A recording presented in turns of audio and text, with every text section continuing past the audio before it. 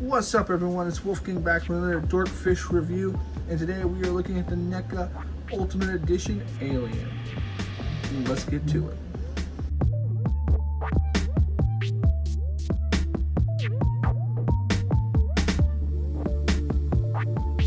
Alright, and it's going to be a pretty quick review. As most of you know, this is a little bit of an older figure, so it's kind of a throwback. Not a super far throwback, a couple of years, I think 2019, late 19, maybe early 20.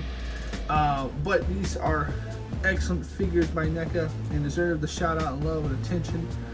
If you are a Alien fan, or if you are a fan of monsters and horror movies, suspense horror movies, this is one of the granddaddies of alien suspense horror movies, if not the granddaddy, one of the best, if not really the best in that regard.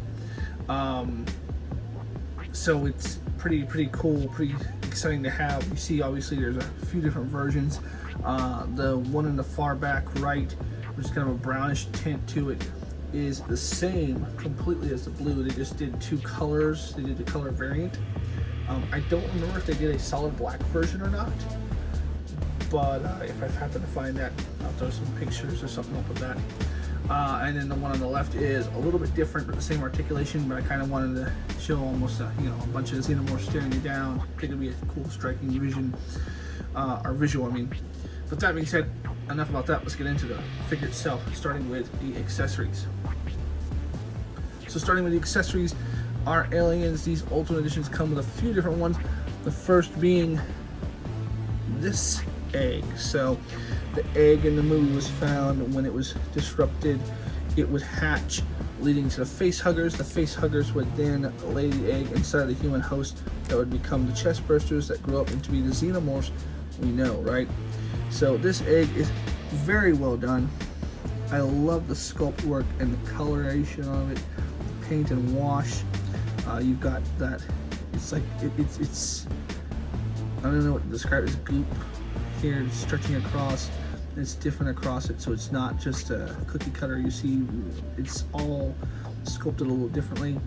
The inside, very well done. Even detailed the inside, and most people are going to display it like this, like it is, so you're not even going to see the inside. So to show all of that, very cool. I like that. You also have next the face hugger. Now the face hugger is made with bendy wire in the tail. So as you can see, actually you can probably see some of the wire exposed there. This one unfortunately didn't get a very deep implant on the wire, but it works well enough. So you can wrap it around, do what you need to do, move it around, no problem. The legs are not bendy, they are there, and you see it's got the face hugger. I mean, the detail on it. I'm not going to go into what it looks like. Yes, it does look like what you think it looks like. That is a aesthetic creation or aesthetic choice for the film. I would look that up. I'm not going to talk about it here.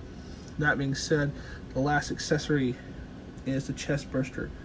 In the same vein as the face hugger, it's got the bendy wire tail, so you can kind of articulate it a little. And if you're familiar with the film, you'll be familiar with this scene. This scene is infamous amongst the cast as well, because in the script they just read, it says "it comes," I believe is what it said. So they didn't even know what kind of creature. They had not seen the design yet, and they didn't know it was coming. So the only person who knew it was happening was the actor whose chest was burst. So the rest of the cast and crew, to look on their face when he was acting the way he was, and then the look on their faces when the blood splatter and the other stuff, if you know the scene I'm talking about, that was all genuine, because they had no idea. It was very well thought out, very well done, and that's what came out of dude's chest. And that is all the accessories that come with these, so that's enough for accessories. We're going to get into some aesthetic. So aesthetically speaking, we've already talked about the accessories, which look fantastic, but this alien, the aliens, the Xenomorphs is what they're actually called, looks amazing. I mean, the paintbrush job, the detail work. You can still see some of the hinging, obviously, for the articulation. It's very well done. I mean, very well done. Even on the back, you see the spine running all the way up. So the thing about the Xenomorph characters, and that's kind of why this one back here looks different, and there's different versions, is Xenomorphs kind of adapt to the host. Whatever the chest burster feeds off of before it grows and hatches from its human host, it feeds off their DNA, and it kind of amalgamates its DNA with host DNA. So in this case, you've got some of the skeletal aspects, like what looks like kneecaps, what looks like rib cage and spinal column all the way down, and some of the ridges, the jaw like hinges, the way that they hinge and work, is because they came from human hosts. So like that version of a Xenomorph is actually, which is, I guess, is kind of weird because certain ones take on more animalistic traits than others, but that one is a scorpion, the one on the far left. Both the one on the far right and the one in the very front are based off the human hosts, right, from the first and second film. Although I think these two are from the second film. I'm fairly certain they're from the second film. There we go. Sorry, we're back. He had a fall, and he's okay. But as I was saying, Mezco dropped the pre-order here recently for the Alien. I'm interested because it's going to be like the human-like body, the rubber body on the metal skeleton, I believe is what it is, which I'm interested to see how that is. But for my money right now, I mean, nobody's taking a crown off of Neca when it comes to the Aliens and Predator series. That's just my opinion.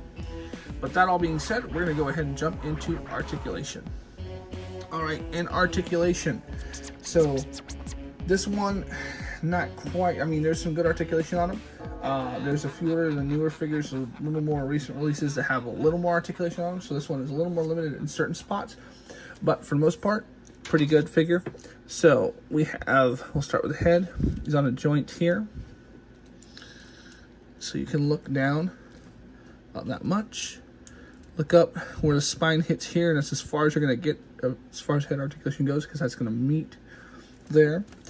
You've got a jaw hinge, and inside a little mouse. If you can see it, comes right out, or it should come out. Let me see if I can get it out. Almost. It's this little freaky, if you haven't seen the film, this little freaky second jaw that comes out. There we go. So you can see it. Sorry, I had to remove it off camera. It's a little bit of a, but it slides right back in there. Boom, and you can just close the jaw. Right, you got a little bit of head tilting. Right, you can turn easily. You have these little tubings right here. They're attached to the back, so be careful. You don't want to rip them. And then, of course, it's still going to be a little hindered because you've got the shoulder plates right here. Shoulder plates. We have the arms come out about yay far, right? So not really much for T-pose. You can, of course, 360. No bicep swivel. All the swiveling is in the elbow joints, right? Which is where all the articulation for bending is, of course. You can swivel there. Same with the forearm. You swivel here. These bend. They can be a little gummy, so just be careful with the elbows, but get a pretty decent bend out of them, right? So that's pretty decent. Probably get a little bit more bend out of them, but mine are a little gummy, so just be careful with them. Note they also naturally sit at a slight bend, so they're not supposed to go, or usually don't go all the way straight. You can see that in the elbows, the way the elbows attached there. But the wrist on a hinge, right? Swivel it. There we go. Yeah, you swivel it. You've got finger hinges for front fingers here. Same on all of them across the board. You have excellent diaphragm articulation, so you can go that far up, that far forward, get a decent crunch going. It doesn't show too bad in gapping, so it's not aesthetically unpleasing. Of course, you can turn it, get a good little turn going. You actually probably can turn it almost all the way around. I'm just not going to push that. So for hips, you've got pretty tall figures too. For hips, you can kick out. You got a rubber crotch piece right here. This whole section's rubber, so you can't really kick out forward too much with this one without turning the leg, but you can kick out pretty far. You've got your thigh swivel, double jointed knee, right? Can kick his own butt, so not bad at all. Now in his top, some of them are dual, but in most cases, Neca's this top hinge right here, you can turn, right? And then this is just a regular hinge. Ankle, I'm not sure, I guess it's on a ball joint is what I think it is. But you can move it about, you can't get too much farther down than that. Get up pretty high, you know, got some decent pivot. And then toe articulation, which I very rarely use with these guys. And then, oh, and don't forget the tail. So tail's on a little slit back here, so you can spin the tail. And then it too is just a bendable element. It's got a bendy wire in it, so you can get it how you want it. And that is it for articulation. All right, and last thing we're going to get into is scale. And I want to scale in a couple other figures. First being another Neca figure, one of my favorite predators, Xenomorph Hunter.